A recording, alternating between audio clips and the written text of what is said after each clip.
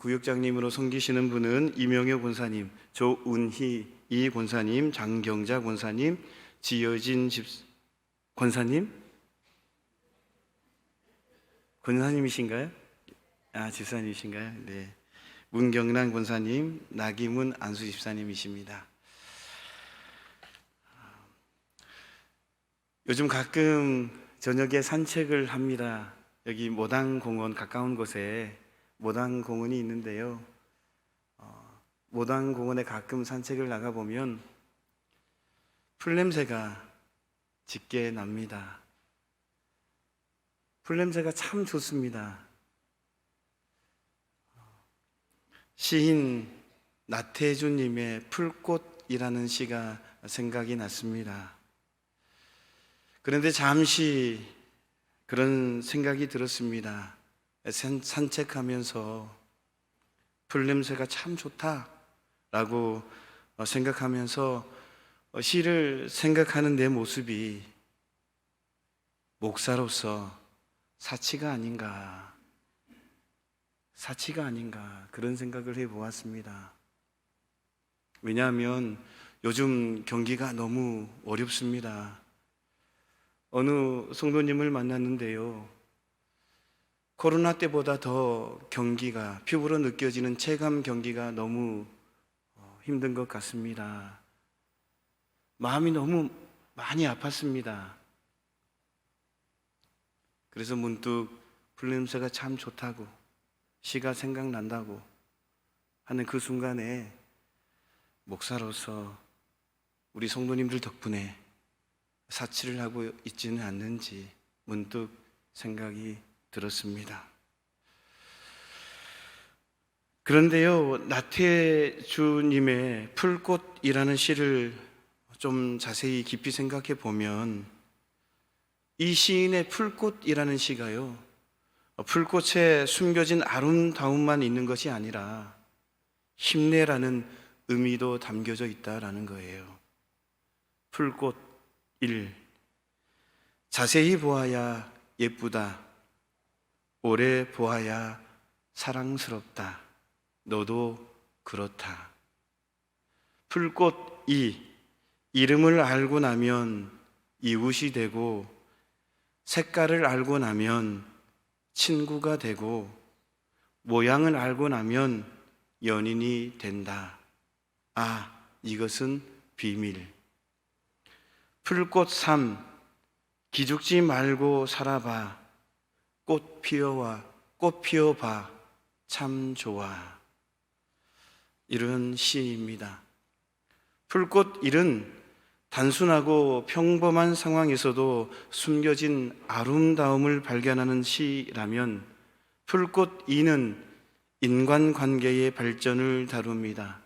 그리고 마지막 풀꽃 3은 시인이 들에 피어있는 작고 힘없는 풀꽃에게 근사한 충언을 건네면서 우리에게도 삶을 극복하고 힘내라고 이야기하는 시입니다. 풀꽃 3. 기죽지 말고 살아봐. 꽃 피워봐. 참 좋아.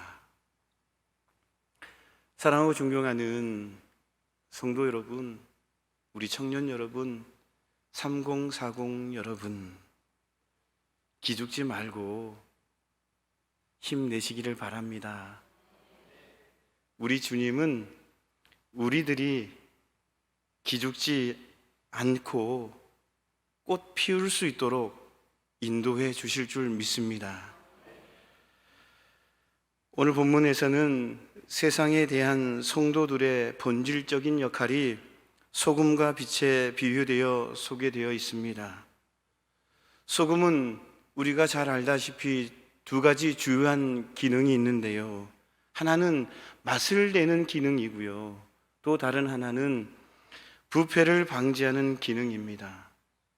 그러므로 성도들을 소금에 비유하는 것은 성도들이 죄로 오염된 이 세상을 성도들이 복음의 능력과 성결한 삶을 통해 정화해 나가야 된다라는 것을 가르쳐 주는 말씀입니다. 또한 빛은 어둠을 밝히는 기능이 있습니다. 그런 의미에서 성도를 빛으로 비유하는 것은 성도들이, 하나님의 자녀인 성도들이 암흑으로 뒤덮여 있는 이 세상을 복음의 빛으로 밝혀야 하는 역할을 감당해야 함을 의미하는 것입니다. 그러기에 소금이 죄의 확산을 방지하는 소극적인 면에서의 성도들의 사명을 가리킨다면, 빛은 이 세상에서 죄의 어두움을 몰아내야 하는 적극적인 면에서의 성도의 사명을 가리키고 있는 것입니다. 이와 같은 본문의 내용은 하나님의 백성으로 누리는 신령한 복, 오늘 본문 이전에 마태복음 5장 1절에서 12절 말씀에 팔복에 대한 내용이 기록되어 있는데요, 그에 대한 책임과 사명을 성도들이 감당해야 된다는 사실을 일깨워 주고 있다라는 사실입니다. 하나님 나라 역시 세상 나라와 마찬가지로 그 백성들에게 각종 혜택을 베풀 뿐만 아니라 여러 가지 의무를 이행하도록 요청하고 있다라는 것입니다. 첫 번째로 성도는 말입니다, 교회 밖 사회 생활을 해야 된다라는 것입니다. 교회 밖 사회 생활. 오늘 말씀은 예수님께서 하나님 나라 백성들의 이 세상에서의 역할에 대해 비유로 가르침을 주시는 내용입니다. 소금과 같은 존재, 빛과 같은 존재가 되라는 그러한 가르침 말입니다. 오늘 본문 13절 말씀을 살펴보면 주님은 우리를 세상의 소금이라고 하셨습니다. 너희는 세상의 소금이니. 소금은 원래 어디 있는 광물입니까? 바닷속에 있습니다. 바닷물 한 컵에는 보통 소금이 50g이 들어있다라고 합니다. 소금의 원래 자리는 바다이지만 그것이 정제되어서 세상에 유용한 것으로 쓰여지고 있습니다. 여기에 중요한 가르침이 있다라는 것입니다.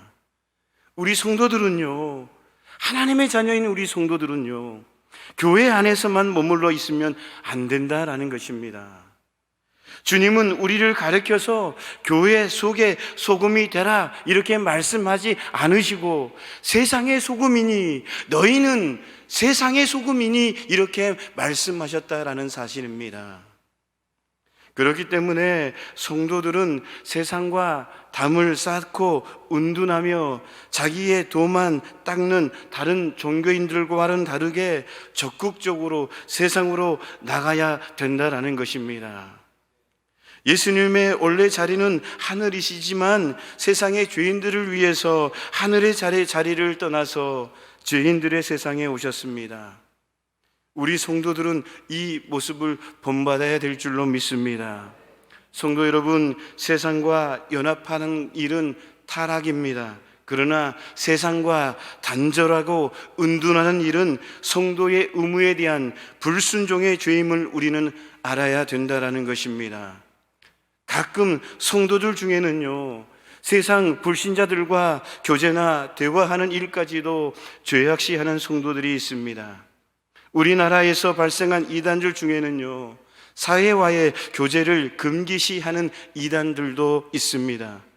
이와 같은 은둔주의, 도피주의 자세는 올바른 신앙적 자세, 신앙적 삶의 자세와는 거리가 멀다라는 것입니다. 사도 바울은 이렇게 살려면 아예 세상 밖으로 나가라 라고 그렇게 말하기도 했습니다. 성도들은 주님의 진리와 사랑과 은혜를 가지고 교회 밖 사회생활을 해야 될 줄로 믿습니다. 바닷속에 소금이 각종 필요한 곳으로 진출하던 말입니다. 그래야 전도도 되고 주의 은혜와 사랑도 실천할 수가 있는 것입니다. 이런 세상의 소금 같은 의식과 자세를 지니지 못하고 자신의 신앙만 지키려고 하거나 무조건 세상 사람들과 접촉하는 일을 죄악시하는 성도들은 주님이 명하신 성도의 기본 의무를 저버리고 있음을 꼭 기억해야 될 줄로 믿습니다. 그런데요, 여기서 한 가지 더 생각해 볼 것은요, 세상에 적극적으로 나가야 된다 라고 이렇게 말씀을 드렸더니 세상과 타협하는 분들이 많다라는 거예요. 세상에 나가서 복음을 증거해야 되는데, 소금 같은 역할을 해야 되는데, 오히려 세상에 소금의 맛을, 세상에 나가서 소금의 맛을 잃어버리고 세상 사람들과 똑같이 그분들 따라간다라는 거예요. 그들에게 예수님의 사랑을 전해야 되고 복음을 전해야 되고 말씀을 전해야 되는데, 그 사람들의 삶에 그대로 젖어서 그들과 똑같이 행한다라는 거예요. 그런 사회생활을 한다라는 거예요. 똑같은 사회생활. 그런데 어때요? 세상에서만 그러는 모습이 아니라 교회 안에도 그대로 가지고 온다라는 거예요. 그런 세상적인 모습을 교회 안에도 가지고 와서 이 교회 안에서도 세상과 같은 세상 사람들처럼 그렇게 행동한다라는 거예요. 그러면 안 돼요? 안 돼요? 안 됩니다. 안 됩니다. 우리가 세상에 나가서 반드시 그리스도의 사랑을 전해야 될 줄로 믿습니다. 우리가 우리 신앙생활을 하는 사람들만 교제하는 부분이 아니라 정말 신앙의 말씀 안에 우리가 바로 서서 어떤 바람이 불어도, 어떤 파도가, 거친 파도가 닥쳐와도 흔들리지 않는 그런 굳건한 믿음을 가지고 세상의 불신자 속으로 들어가서 그들에게 예수님의 사랑을 전해야 될 줄로 믿습니다. 그래야 사마리아 땅 끝까지 복음이 증거되는 거예요. 사랑하고 존경하는 우리 든든한 가족 여러분, 세상에서 승리하시기를 축원합니다. 두 번째로, 성도의 역할은 소금처럼 다양해야 된다라는 것입니다. 13절에 세상의 소금이라는 말씀의 의미를 우리 다시 한번 생각해 보면, 소금의 용도를 살펴보면 아마도 이 세상 광물 중에 소금처럼 다용도로 쓰이는 자원도 없을 것입니다. 소금은 화학적, 물리적으로 매우 다양한 용도로 쓰이는 자원입니다. 소금이 맛을 내는 식용으로 쓰이는 경우는 전체 생산량의 10%밖에 되지 않습니다. 나머지는 모두 공업용으로 사용되어진다고 합니다. 자료를 찾아보니까요, 작년 2023년도 소금의 세계 시장 규모를 자료를 찾아봤습니다. 그런데요, 조사 결과에 따르면 작년에 미국에서만 연간 4,800만 톤 이상의 소금을 소비한다고 합니다. 미국에서 소금은 25개의 회사에서 생산하고 있는데요, 이 25개 회사가 16개 주에 걸쳐서 63개의 공장에서 소금을 생산한다고 합니다. 소금의 세계 시장 규모는 341억 달러. 하나로 계산을 해보니까 환율이 46조 4,680억 7천만 원. 작년 기준이 그렇습니다. 그런데 2030년에는 486억 달러. 하나로 계산해 보니까 66조 2,272억 2천만 원. 어제 환율로 엄청난 성장을 예측하고 있다는 거예요. 예측 기간 동안 연평균 성장률은 5.2%입니다. 소금의 시장이 그렇다라는 거예요. 놀라운 성장을 시사하고 있다는 것입니다. 소금이 안 들어가는 공산품은 별로 없는 것이죠. 구약 성경에도 소금은 음식의 맛을 내는데, 음식을 내는데 뿐만 아니라 모든 애물 속에, 또 의약품 등으로 다양하게 쓰여졌습니다. 성도 여러분, 예수님이 우리에게 세상에 소금 역할을 하라고 하신 것은 오직 전도만을 염두에 두시고 하신 명령이 아님을 기억하시기를 바랍니다. 우리의 다양한 은사와 재능으로, 다양한 방법으로 세상 각 분야에서 주님의 은혜와 사랑을 구현하라는 의미입니다. 그러므로 오직 복음을 직접 전하는 일 외에 주께서 주신 달란트를 세상, 사회, 경제, 정치, 문화, 예술을 통해 써야 된다라는 것입니다. 그것을 통해 세상 가운데에 예수님의 은혜와 사랑을 드러내야 하는 것입니다. 그러한 의미에서 오직 복음을 직접 전하는 성도만 주님의 일꾼으로 여기는 것은 합당치 않다라는 것입니다. 기독교의 뿌리가 깊고 그 열매가 많은 선진 기독교 국가일수록 성도들의 사역이 다양하고 교회도 그 다양성을 인정해 준다라는 것입니다. 성도의 역할이 세상 각 분야에서 다양하게 실현되지 못하면 교회는 고립되고 맙니다. 주님과 복음의 진리를 전파하는 사역이 전문화되고 다양화되어야만 교회가 계속 복음 전파를 할 수가 있고 부흥해 갈 수가 있는 것입니다. 전통만 고집하고 있으면 다양화되어가는 세상의 복음 전달 통로가 막히게 되는 것입니다. 그러므로 성도는 세상에서 자기의 직장과 일을 통하여 어떻게 하면 복음을 잘 증거하고 소금같이 유익한 역할을 할 수 있는지를 연구해야 되는 것입니다. 또 자신과 다른 방법으로 주님을 증거하는 이웃 성도들의 역할도 인정할 수 있는 열린 마음을 지녀야만 한다라는 것입니다. 내 것만 옳다라고 여기면 안 되는 거예요. 다양성을 인정해 줘야 된다는 거예요. 그래야만 복음이 들어갈 수가 있다라는 거예요. 이와 같은 마음과 자세가 한국 교회를 세워가는 성도로 쓰임받는 자세인 줄로 믿습니다. 세 번째로 성도는 귀족적 특권을 버려야 된다라는 거예요. 귀족적 특권을 버려야 된다. 오늘 13절 말씀 다시 보면 주님은 쓸모없는 소금에 대해서도 말씀하셨습니다. 소금이 만일 그 맛을 잃으면이라고 하신 말씀입니다. 소금도 너무 오래되면 그 짠 성분이 사라진다고 합니다. 소금은 아주 흔한 자원입니다. 소금이 전혀 없는 땅은 지구에 없습니다. 만일 소금 없는 세계가 있다면 그곳에는 생물이 살 수가 없습니다. 그러기에 하나님은 모든 인류와 동물과 생물들이 소금을 얻을 수 있도록 온 땅에 소금을 예비해 두셨습니다.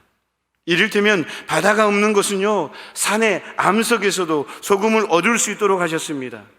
그런데 고대 국가에서는 강대국이 소금을 독점해서 소금을 아주 비싸게 사 먹어야 하는 폐단이 있었습니다. 그래서 어느 지방에서는 소금과 금의 무게를 똑같은 가치로 환산하여 거래하는 경우도 있었습니다. 우리나라는 어떻습니까? 옛날 우리나라 임금들도 소금의 생산권과 판매권을 왕실의 특권으로 지니게 하였습니다. 고대 중근동 제국의 왕들도 말입니다. 그리고 로마 제국 황제들도 그러했습니다. 하나님께서 골고루 주신 자원을 독점하는 일은 지금도 강대국들 행포의 한 가지인 줄로 믿습니다. 성도 여러분, 소금은 이렇게 중요한 역할을 하지만 하나님은 소금을 그렇게 귀한 대접을 받게끔 창조하지 않으셨다라는 것입니다. 만일 바닷물이 다 마른다면요, 70m 두께의 소금밭이 대신 생겨난다고 합니다.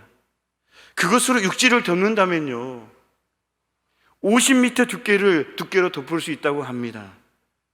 소금은 이처럼 풍성하고 흔하게 얻을 수 있도록 하나님께서 만들어 놓으신 것입니다. 그러므로 우리에게 세상의 소금이 되라고 하신 주님의 말씀의 의미를 생각해 보십시오. 성도는 하나님께서 주님의 피값을 주고 사신 아주 귀한 존재입니다. 그렇지 않습니까? 왕 같은 제사장들이요, 하늘 시민권을 소유한 특권자들입니다. 그러나 우리는 이웃 사람에게는 쉽게 얻을 수 있는 소금 같은 존재가 되라, 이렇게 말씀하고 있다라는 거예요. 특권을 가지지 말라라는 거예요. 우리가 종교적으로 귀족적인 특권을 가진다면 우리는 쓸모없는 소금과 같은 그러한 소금과 같은 그렇게 취급당한다라는 것입니다. 예수님 당시에 유대 종교 지도자들이 그랬습니다. 그들은 종교 전통과 형식에 얽매여서 마땅히 이웃에게 베풀어야 하는 하나님의 사랑을 외면했습니다. 예수님의 선한 사마리아 사람 비유에 등장하는 제사장과 레위인들처럼 말입니다. 또 어떻습니까? 더 나아가면 그들은 세리와 창기와 사마리아인들까지 사랑하시는 주님의 선한 행실을 보고 욕을 했지 않습니까? 잘못되었다라고. 어떻게 그럴 수가 있냐고. 또 어떻습니까? 형식적인 종교의 틀을 부수고 안식일에도 하나님의 날에도 병을 고쳐주시는 예수님의 은혜를 이단시했지 않습니까? 그건 아니라고. 종교적인 율법에 갇혀서 더 넓은 의미를 볼 수가 없는 거예요. 더 넓은 의미에 더 깊이 있는 하나님의 사랑을 알지 못하는 거예요. 꽉 틀에 박혀서 말입니다. 자신들의 사상에 박혀서 말입니다. 자신들의 율법에 갇혀서 그 넓은 세계를, 더 깊이 있는 세상을 볼 수가 없는 거예요. 사마리아 땅 끝까지 복음을 증거해야 되는데 자기만의 세상에 갇혀 있어서 그렇게 할 수가 없다는 거예요. 그래서 마치 예수님의 모습을 보면서 그건 아니라고, 그건 잘못됐다고, 어떻게 안식일에도 병을 고칠 수가 있느냐고 그렇게 정죄하지 않습니까? 이와 같은 종교적인 귀족 의식에 사로잡힌 자들이 맛을 잃은 소금인 것입니다. 예수님께서 이 가르침을 주신 이유는 그 당시 형식적이며 선민이라는 종교 귀족 의식에 붙잡혀 사는 많은 유대인들을 염두에 두신 거예요. 그러므로 사랑하는 성도 여러분, 우리들도 혹시, 저와 여러분도 혹시 그와 같은 폐단에 빠져 있지 않은지 우리 자신, 우리 마음과 생활을 점검해 봐야 된다는 거예요. 오늘 말씀을 통해서 우리가 너무나 잘 아는 소금, 빛, 이러한 말씀을 통해서 내 자신을 다시 한번 점검해 봐야 된다는 거예요. 하나님을 섬긴다는 이유로, 내가 하나님을 섬긴다는 이유로, 흔히 말하는 내가 교회 다닌다는 이유로 말입니다. 혹시나 가족이나 친지나 이웃들에게 까다로운 사람이라고 여김을 받고 있지는 않습니까? 저 사람은 까다로운 사람이야. 좀 꽉 막힌 사람이야. 하나님의 말씀을 따른다는 이유로 때로는 용서도 관용도 은혜도 없는 냉정한 사람으로 사는 것은 아닙니까? 하나님의 말씀을 따른다고 하는데 용서도 안 하고 관용도 안 하고 은혜도 없는 아주 냉정한 사람, 어떻게 예수 믿는 사람이 저럴 수가 있어? 어떻게 저렇게 차가울 수가 있어? 사랑도 없는 것 같아. 교회 나가면 사랑이 있는데 저분은 뭐야? 사랑이 진짜 있는 거야? 용서가 진짜 있는 거야? 교회 중심 생활을 한다고 해서 사회인으로서의 의무를 대충 해버리고 직장에서 맡은 의무를 가볍게 여기는 그러한 사람은 아닌지요. 교회 중심을 생활을 한다고 해서 완전히 세상 사람들 배척해버리고 사회생활이 안 되는 거예요. 사회생활이 안 되는 거예요. 혹시 그런 모습은 아닙니까? 내가 정말 크리스찬이기 때문에 내가 중심을 지켜야 되지만, 말씀을 지켜야 되지만 너무 답답하게 사회생활을 하는 그런 사회생활이 안 되는 그런 사람은 아닙니까?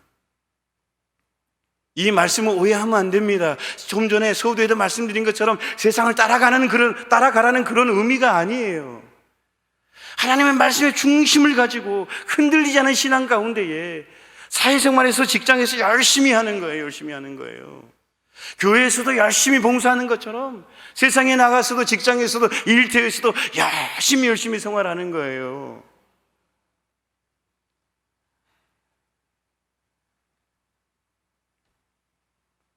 혹시 내가 핑계대지 않는지 우리는 점검해 봐야 된다라는 거예요. 우리는 하나님께는 귀한 자녀들이지만 또 한편 하나님의 청지기요 종이라는 사실도 유념해야 될 줄로 믿습니다. 예수님처럼 이웃을 겸손하게 섬기고 자신을 내어주는 사람이 되어야 될 줄로 믿습니다.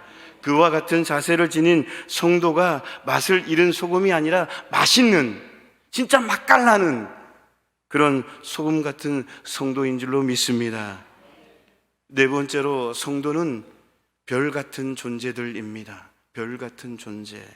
14절, 15절, 16절은 주님이 성도들을 빛으로 비유하여 말씀하신 내용입니다. 이 가르침 역시 우리가 잘 알고 있는 말씀입니다.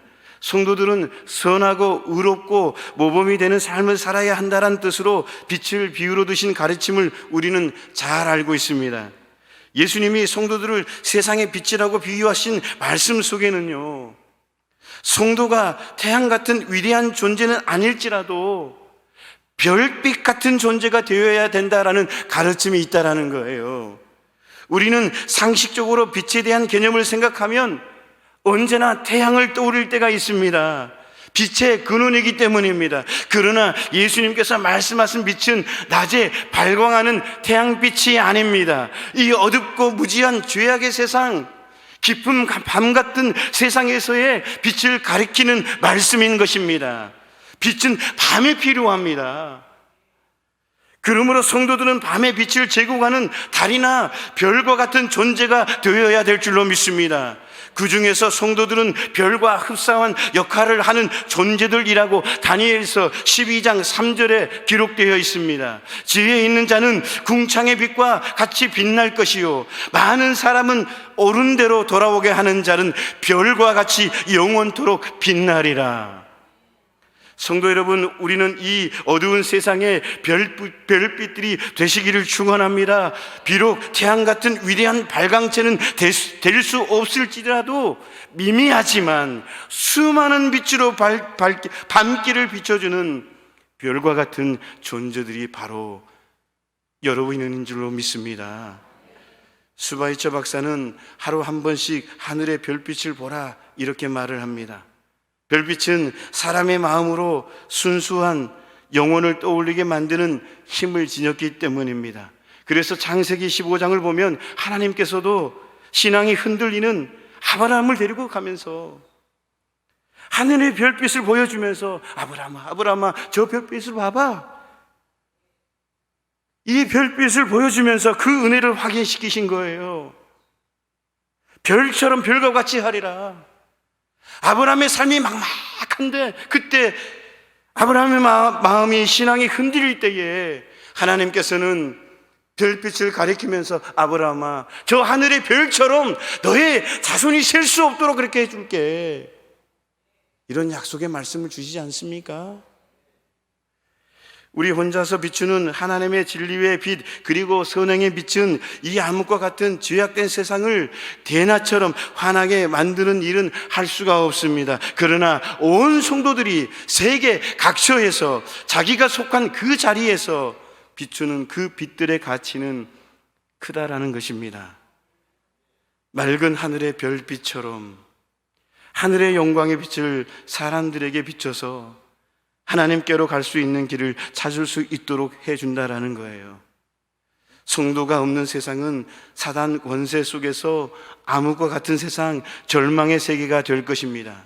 그러므로 사랑하는 성도 여러분, 비록 미미할지라도 열심히 전도하고 진리와 선을 행하시기를 축원합니다. 하나님은 우리의 그 빛을 모아서 죄악된 세상에 희망의 별빛으로 비추고 계심을 잊지 마시기를 주님의 이름으로 축원합니다. 말씀을 마무리합니다. 성도는요, 교회 밖 사회생활을 해야 된다라는 것입니다. 중심을 가지고 적극적으로 하시기를 주님의 이름으로 축원합니다. 성도의 역할은 소금처럼 다양해야 됩니다. 그리고 성도는 귀족적 특권을 버려야 됩니다. 그리고 성도는요, 별 같은 존재들이 되어야 된다라는 것입니다. 사랑하고 존경하는 성도 여러분, 초록이 짙어지는 이 계절, 푸르른 5월, 소금처럼 빛처럼 사시기를 주님의 이름으로 축원합니다. 기도하겠습니다. 하나님 아버지, 오늘 우리가 너무나 잘 아는 말씀 다시 한번 가슴에 새겨봅니다. 짙어지는 이 계절에 소금을 생각해보고 빛을 생각해봅니다. 주님, 우리 모두가 소금처럼 빛처럼 귀하게 쓰임받기를 원하오니 주님 인도하여 주옵소서. 세상에서 소금처럼 귀하게 쓰임받는 소금처럼 귀하게 쓰여지는 빛처럼 하나님께 귀하게 쓰임받을 수 있도록 역사하여 주옵소서. 예수님의 이름으로 기도하옵나이다. 아멘.